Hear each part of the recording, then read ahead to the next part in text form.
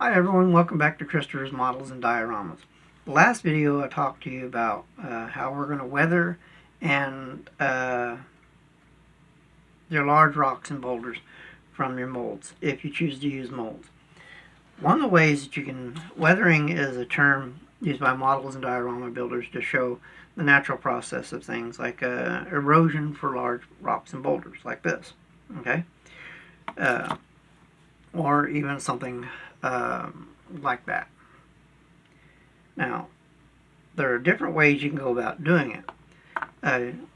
What you want to do, in some cases, is to start out by taking a wire brush like this, or a stiff bristled or hard bristled toothbrush, and wearing something to help your eyes out so you don't strain them.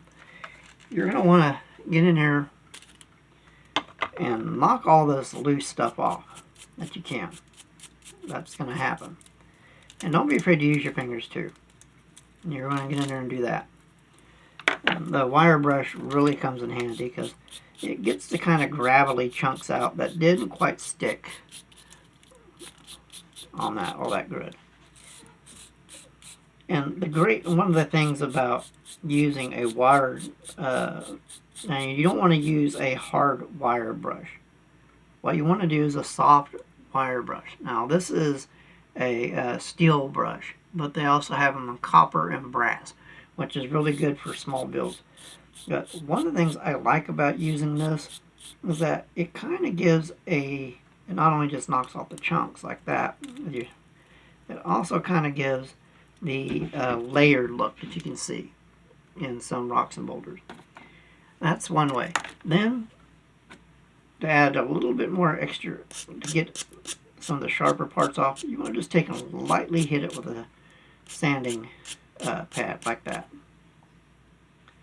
And then run your thumbs and fingers over it. And once you've done that, which is really easy to do, when it goes to painting your boulders and flat rocks, you want to use earth tones. Now the best paint I found, some people will disagree with me on it, some people will actually like using oil paints better, oil-based paints, than water-based paints. I use acrylic water-based paints. If you spill them, you don't have to use chemicals to clean it up with. Hot soapy water. Down over, sweet and easy. When you get it on your clothes, less chance of you ruining it. But I like using the water-based acrylic paints because it really gets into your project, okay? It provides a really natural looking tone for your rocks because it soaks into the plaster, because plaster is basically stone. It's just man-made stone.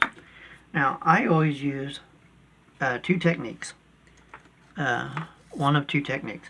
To get into these cracks and crevices, I'll use like a stone gray or a slate, or unless I'm working like a concrete wall, then I'll use the concrete to go along the bridge and between the bricks. But with something like this, right here, these are the areas where mineralization occurs, and it happens through erosion. If you've ever been out in national parks or along the creek banks, you'll notice that as it flows in, there are spots where the rock is worn. It's darker than the surrounding areas because the water is settling in there and the mineralization is flowed down in there. And it's done just that. And you want to try to mimic that as best you can. And there are different paints you can use, different tones of paints. Sometimes you have to mix, which is fine. It's part of the fun. But with this one, I have already went ahead and went in and did some of the weathering. As you can see, I've knocked off the sharp edges. I've took the wire brush to it, added some layer to it, really good, and I hit it with the slate gray to fill in and highlight some of the areas there. Now, to add the final layer to it, and you're going to have to add 2 or 3 layers to this. You're going to want to take your, for me, I'm using a desert tan color, and I'm going to run it over just like this.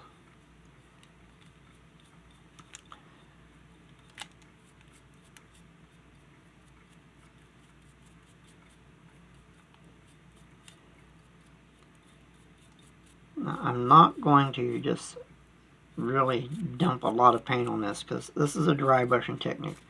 Get some on your brush, squeeze most of it out, and you want to go over these areas that are above your mineralization spots. Some even in the lower spots, like right here, this lower shelf piece right here, where water will pool down. You want to add not as much as you would if you were going to go up here, because water flows down and, you know, likes the easy path. And if you get some places on your build that doesn't want to take a lot of paint, it's kind of being stubborn, don't be afraid to just let it set and let that plaster soak in. And you want to do that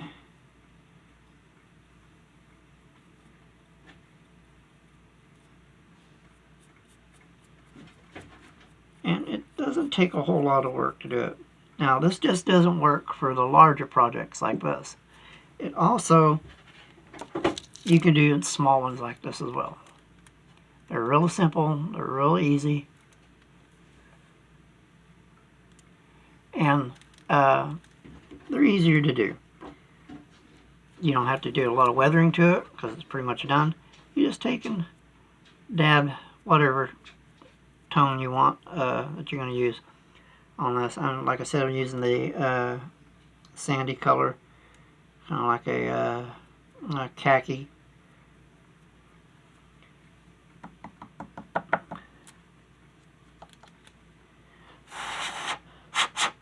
And there you go. See, a nice rock color. Now, they're not difficult to do. Doesn't take long to do these.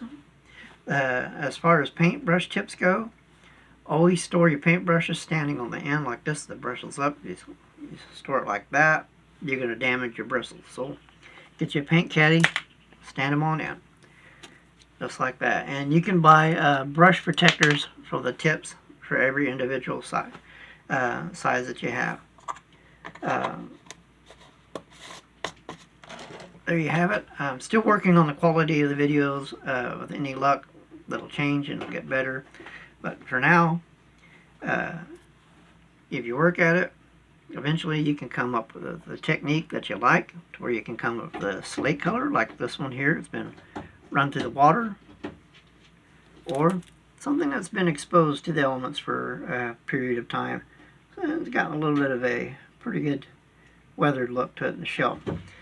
And this shelf piece right here, remember when I showed you how to make these with the bits and pieces left over? That's what you get. You etch around them using a small pick or a sculpting tool, and you can come up with some really, really good project builds like that. Until next time, I hope you have a great time. Next video we're going to be working on is to turn this into a tree. Until next time, have fun, take care, and I hope you're blessed with good food, lots of love from friends and family, and remember, if you're not getting slightly messy while you're doing it, you're not having enough fun.